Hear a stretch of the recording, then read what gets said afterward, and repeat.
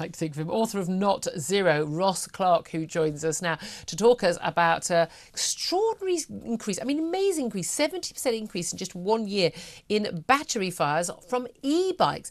Good morning to you, Ross.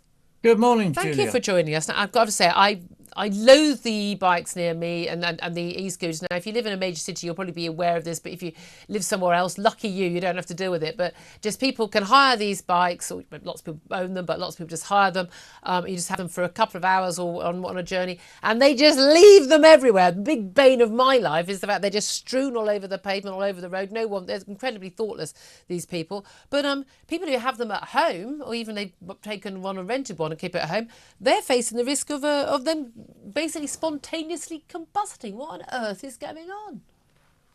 Yeah, well, this is a well-known hazard of lithium batteries. If they overheat, if they you perhaps overcharge them, use the wrong charger, they can burst into flames and very, very dangerous fires as well. You get a lot of intense heat very quickly. You can't sort of put them out just as you can a normal fire, chucking a bucket of water over them. And sometimes when they appear to have gone out, they reignite, and that So can be what is it particularly about dangerous. lithium? Look, bearing in mind, well, I thought lithium batteries are supposed to be, part of the future, were they not? Aren't they supposed to be fabulous and great? But what is it about them that is so dangerous? Well, it's what they call thermal runaway, where you get a small increase in temperature.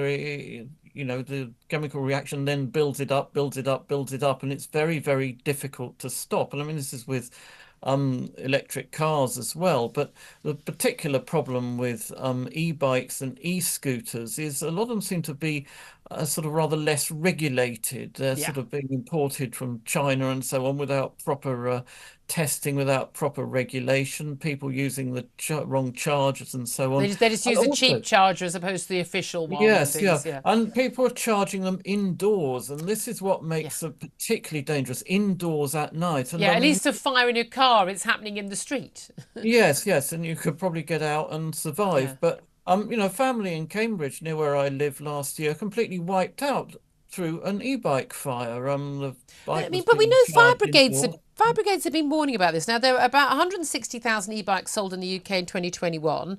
There was a massive big increase in them then. But in 2022 there were 158 fires linked to electric bikes, and that's now, well, last year for 2023, 270. So fire crews responded to 70% more electric bike fires across the country than in the previous year.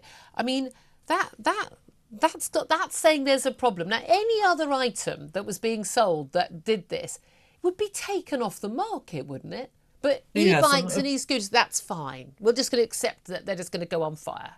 yeah, it's just another example, I'm afraid, of how the sort of rules are different when anything to do with net zero, Yeah. and the sort of holy grail of reaching net zero is put over all other considerations. And yes, this increase in fires, I think, is a reflection of the increasing numbers of e-bikes and e-scooters being around. It's not just the fire danger which bothers me. As you mentioned, they're the bane of your life. You get left on pavements.